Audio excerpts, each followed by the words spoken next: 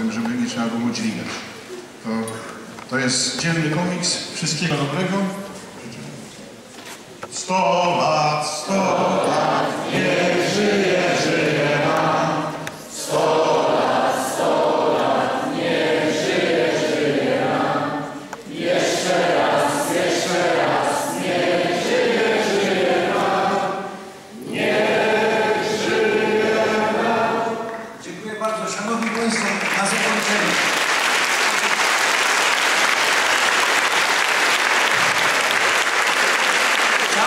Żebyście byli pewni,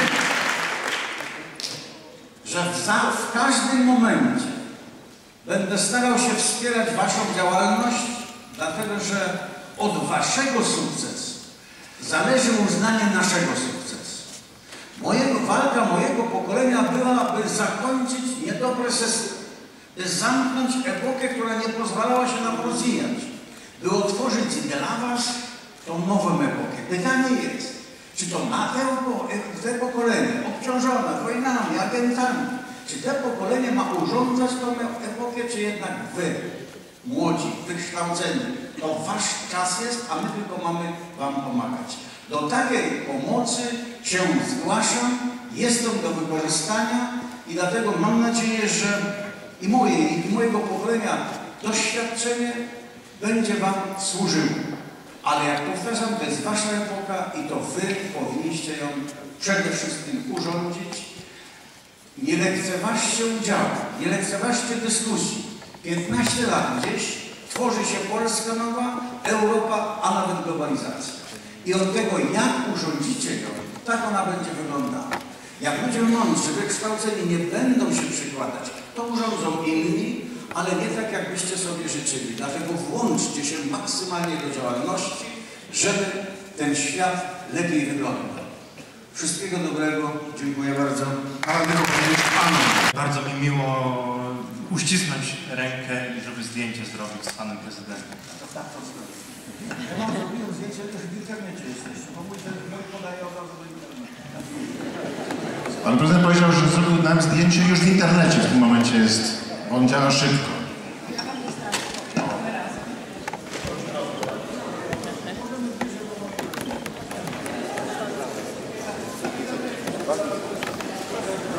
Po tym spotkaniu zaprosić naszych honorowych gości, nasze 3 dzielne panie, które walczą o wolność człowieka, o prawa człowieka, a szczególnie o prawa kobiet.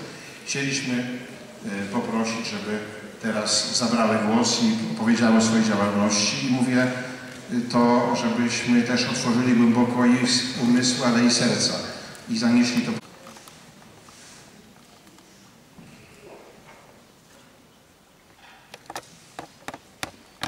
Thank you for the introduction. I'm going to start and maybe give a little overview of what has happened in Iran in the past 30 years with respect to human rights. But I don't know how much time we have, so you have to give me a sign if I go overboard. So everyone probably knows that on June 12, 2009, millions of Iranians stood in sometimes hour-long lines and voted. The election results announced surprisingly soon after the closure of the polls stunned millions of citizens who poured in the street in protest. This was not the first time that Iranians voted for change, nor was it the first time that they saw their hopes shattered. But this was the first time in 3 decades that they came out so massively to protest peacefully against what they believed to be an outrageous electoral fraud. The state's response was immediate and ruthless. Neda's death, witnessed by millions around the world, made her the symbol of young Iranians punished for exercising their right to peaceful assembly. To date, more than 70 names and stories have been documented, but according to unofficial sources, the number of protesters killed is much higher. The June protest also led to massive arrests of demonstrators, political activists, lawyers, human rights activists, and journalists around the country, among the Shadi Sadr. In August 2009, the spokesman of Iran's judiciary admitted that close to 4,000 people had been arrested during and after the protests. Reports earlier this month indicate that more than 1,100 were still in detention. Many of them were detained in very harsh conditions and were physically and mentally tortured. An unknown number died in detention. Kianoush Asa, for example, was a brilliant and passionate young man. He had just finished his graduate studies in chemical engineering and was planning to return home to Kermanshah to work and support his family so that his older brother could go back to university. He was shot during the protests and taken to an unknown place. The coroner determined that he died 4 days later. His family doesn't know where he was during those days, nor what happened to him. He was only 25. This is not the first time that the government detains citizens without access to lawyers or their families, nor is it the first time it kills in secrecy. In December 1982, Amnesty International estimated the number of executions in Iran since 1979 at more than 4,000. Like today, many of the victims were buried secretly. In 1988, international human rights groups reported weeks of secret executions of political prisoners in prisons around Iran. Like today, families were threatened and told not to mourn. This is not the first time that the Iranian government gets away with murder. Iranian authorities have learned over time that their violent treatment of dissidents will have no serious consequences. At worst, they will have to endure short-lived international criticism. Victims are then forgotten, and survivors get used to living with their pain, to living without closure. For nearly 3 decades, the Islamic Republic of Iran has preoccupied the international community with its foreign policy and more recently its nuclear ambition. Before June 2009, the record of its human rights violations rarely made the headlines. By limiting the foreign media's access to Iran, monitoring reporters, and restricting issues they can cover, Iran has prevented the dissemination of detailed information that would allow for a more accurate perspective on the situation inside Iran. For example, the government's particular sensitivity regarding those who call for accountability, criticize the electoral laws, and promote the boycott of the elections does not always get the attention it deserves. That is why very few knew that the young Kurd, Shabaneh Qaderi, who was killed by the security forces after the 2005 elections, actively promoted an electoral boycott. Scores of students are regularly punished for the same reason, but seldom get visibility. The execution in the summer of 2008 of Yaqub Mehnahad, the young founder of an association in Balochistan with a focus on discrimination and accountability, went quasi-unnoticed, as did the conviction of his 15-year-old brother, Ibrahim, who is now serving a 5-year sentence for having tried to give visibility to his brother's case. To prevent the flow of information, the government has tried to isolate and silence each new generation of activists, journalists, and dissidents, or to force them into exile, where they lack financial resources and the necessary language skills to remain active and effective. Outside Iran, most of them, that is most of us, have soon become irrelevant to governments, the media, and sometimes even to human rights groups. The Iranian leadership has used the nuclear issue to distract the international community's attention. It has successfully deterred governments, civil society, and human rights funders from lending direct support to Iranians who fight for rights and democracy inside Iran. It has criminalized rights defenders and journalists' activities and prosecuted them for reporting about the human rights situation, which it sees as detrimental to the Islamic Republic's national security. Even activities in the area of women's rights, which were once tolerated and hence better known outside Iran, now trigger prosecutions and prison sentences. The government has filled Iran's prisons with rights defenders and dissidents, confident that its action will get short-lived attention, if any. This seems a very grim picture, and for people like us who are powerless in many respects, is a challenge to do something about it. You feel like you're facing a state with no resources. The state has monopolized Iran's resources, has monopolized the means of repression, has the army and the security forces. So you have to be creative about how to go about bringing about change. So Lauren is going to explain to you a little bit what we do as a step to bring about change. I will be very quick. You are outside your country. You know that what happened to you is not only the responsibility or the conspiracy of foreigners. It was not in Poland when the Soviet army imposed the regime upon the society. We did it to ourselves. We are totally powerless, confronting a regime that produces lies and is very violent. So we thought, from thousands of kilometers away, what can we do to help? As ordinary citizens, how can we take our responsibilities? And we thought the first step of taking responsibilities is to tell the truth. The government is producing lies, we will tell the truth. And when we saw a generation like the generation of Shadi, who were growing up under this regime, but then again were aspiring to human rights and fighting so courageously, we thought we will provide them with the information about their past. That's what we did by creating a website where we are documenting all the cases. We want to document all the cases of people who have been executed by the Islamic Republic of Iran, so that when Shadi is fighting for justice in Iran, she could go and see what happened in 1979.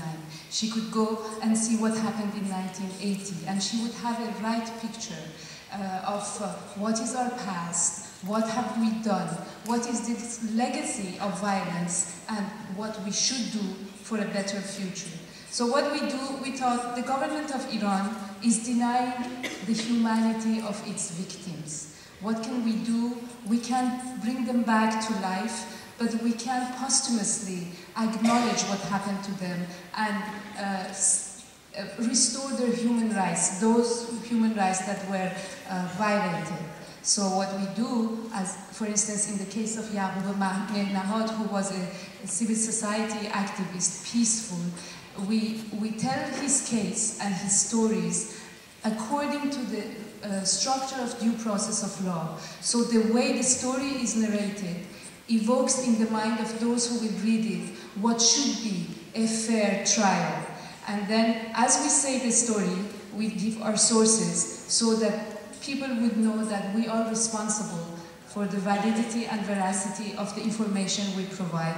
And then we single out all the articles of human rights that have been violated in this case. And we do this in two languages. We do it in Persian because we want the Iranians slowly learn what are their rights and what are the rights that humanity acknowledges for them. These are universal rights. No one has the right to deprive them from them. We do it in English because we want the world to see what the government is doing. We want to shame the government because we know that when they look their evil in the eyes of the world, they will be ashamed and they will do less. And quickly, another issue that we were fighting, we realized that in 1979, when we had the opportunity to have a democratic regime, we didn't go that way. And the reason we didn't go that way, it was all the youth of this country were deprived of freedom, so they didn't have a strong political culture. They didn't know about human rights. They were attracted to totalitarian ideologies. They were all Marxist-Leninist revolutionaries. They wanted the paradise on earth. So they didn't accept the option of democratic way. So we thought we should have a library, just our very humble way, a library where we will provide and help to strengthen the democratic culture. And the library, again, is around the world are not interested. We do with the information if they want to know, so they can know. And that is a very small step. Will be done by those like Shadi who are inside the country and are doing their best to push forward the struggle. So I pass the floor. Because you're not off the hook. There is a lot that needs to be done, and we have a lot of responsibility here outside Iran to provide a zone of safety for people who work inside Iran. So for years, the state of affairs has seemed hopeless, and we have heard positive trends in Iran, and that the voices of Iranians are our hope. We have human rights defenders, which we did not necessarily have, or didn't have a lot of them in ways to bring about change. Ordinary Iranians are more accessible because of technology and more receptive. The massive participation of the 1997 and 2009 elections was largely a receive more information from Iran than we do from Iranians abroad. The translations of human rights related texts in Farsi are widely read. And of course, modern technology has been our ally, and it's very encouraging that research is continuing to help the communication with the Islamic Republic has never totally dismissed human rights. The leaders have rejected these rights as Western plots, but they did not withdraw from the conventions ratified by the Iranian parliament. Human rights monitoring does act as a deterrent, and it's not surprising to hear statements such as, we don't cut thieves' hands in Iran because when we do so, we become a subject of human rights discussion. دربارش داریم حرف میزنیم و بعد از انتخابات سال 2009 با تقلب وسیع در اون من به همراه گروهی بودم که تحت حمله پلیس با گاز فلفل قرار گرفت. I was with a group that was attacked by police with pepper gas. و همه ما برای فرار کردن از آثار گاز دویدیم به سمت یک اتوبوس عمومی و سمت سیاسی در اون اتوبوس شروع شد. We went away one station, women were those who were discussing energetically, and men were silent. خیلی در واقع با تعجب از کسایی که تو اتوبوس بودن پرسیدم که شروع حرف زدن یه دختر جوان گفتش که هم بهتر که حرف نزنن. این انقلاب ماست، انقلاب زناست. مردا 30 سال پیش انقلاب کردن، نتیجه شد بذار این بار ما زنان انقلاب کنیم ببینیم به کجا میرسیم. Before the men had اساسی رو بازی میکنن. a movement spearheaded by women and youth. و جنبه حیرت انگیز این جنبش اینه که نسل جوانی که الان در واقع بدنه اصلی جنبش رو تشکیل میده درست هم نسلیه که هیچگاه هیچ کس فکر نمی‌کرده که بخواد انقلاب بکنه.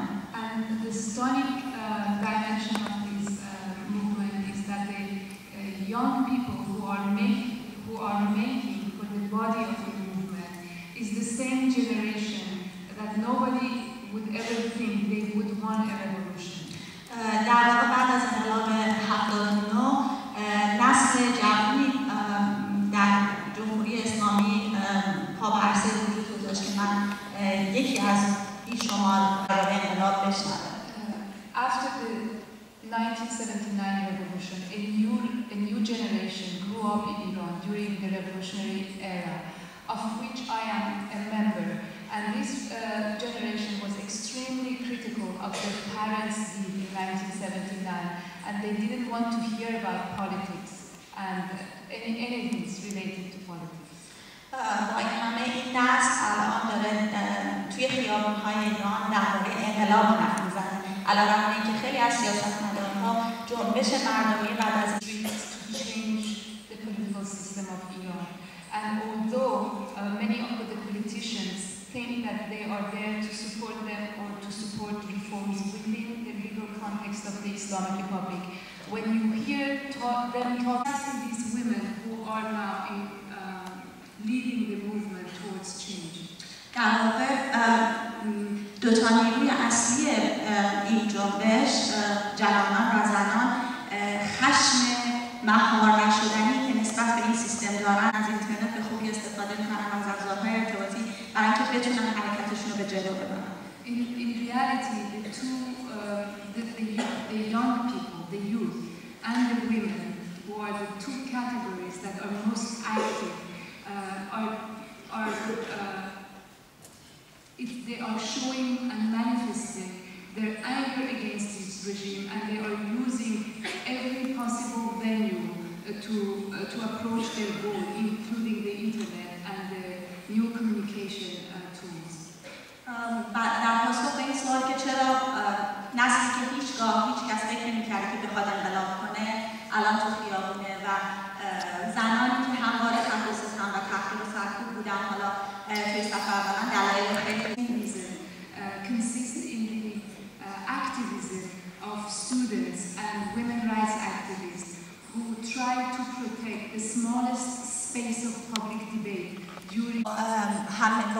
همه جنبه‌های مثبتی که این جنبش داره من میخوام سوالات و چالش‌های اساسی زیادی پیش روش هست و من میخوام با 2 چالش اساسی صحبتام به پایان برسونم. With all its interesting characters, the movement is facing many challenges and raising also many questions. And I would just stress how many challenges? Two challenges. And I will finish. And we'll conclude on that. اولین چالش در واقع اینه که know about what happened in Poland in the 70s and 80s. ولی با این همه شروع به شناخت این تجارب کرده و من در نهایت میخواستم در واقع از این فرصت استفاده کنم برای اینکه تاکید کنم به این موضوع که اگر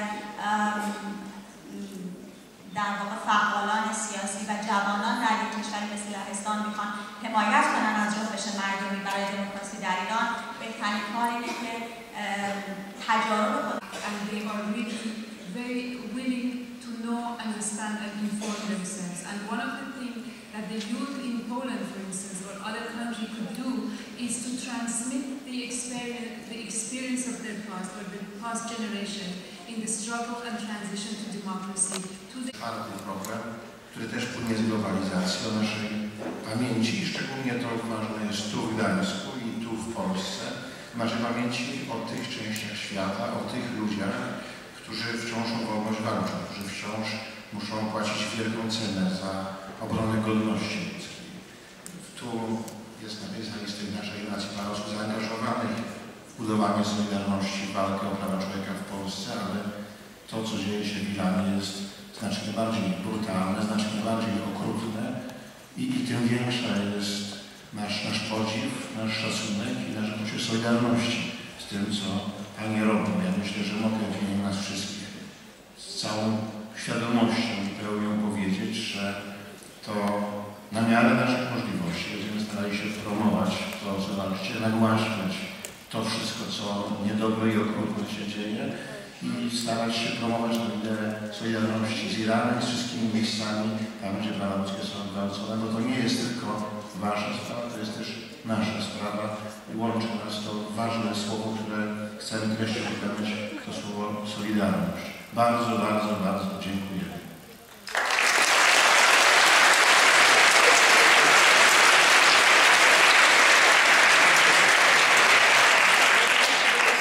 I zmierzamy do końca. Za chwilkę zaprosimy wszystkich na taką symboliczną uroczystość posadzenia drzewa, bo zaraz nie wiem tego terminu. Państwu, jest mi niezmiernie miło przyznać ten certyfikat za organizację wydarzenia w standardzie Carbon Neutral. To jest taki standard, który zakłada zniwelowanie niemal do zera negatywnego wpływu na środowisko naturalne. Fundacja, którą założyłam parę lat temu, Fundacja Ris Futuro, zajmuje się właśnie szacowaniem takiego śladu klimatycznego, o którym była mowa.